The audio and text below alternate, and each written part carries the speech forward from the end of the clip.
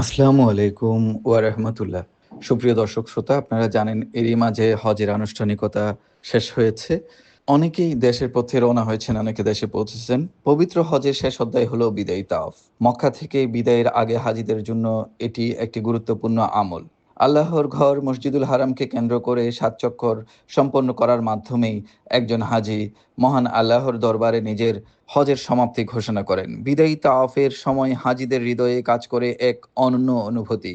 আনন্দ ও বেদনার মিশেলে তিনি কাবা ঘরের দিকে তাকিয়ে আল্লাহর কাছে দোয়া করেন, যেন আল্লাহ আবারও এই পবিত্র ঘরে আসার তৌফিক দান করেন।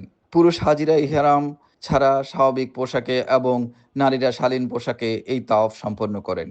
তাওয়াফ শেষে ২ রাকাত নামাজ আদায় করা উত্তম। রাসূল সাল্লাল্লাহু আলাইহি ওয়াসাল্লাম নির্দেশ দিয়েছেন, মক্কা ত্যাগের আগে সর্বশেষ আমল হিসেবে যেন তাওয়াফ করা হয়। আজ লক্ষ মুসলিমের মতো আপনিও যদি বিদায়ী তাওয়াফের সৌভাগ্য অর্জন করে থাকেন, তবে আল্লাহর কাছে কবুলিয়ত, ক্ষমা এবং পুনরায় তার ঘরে উপস্থিত হওয়ার তৌফিক কামনা করুন।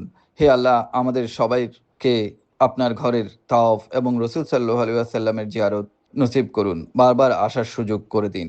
এ বিদায় শুধু বিদায় নয়, আবার ফিরে আসার আকুল প্রার্থনা।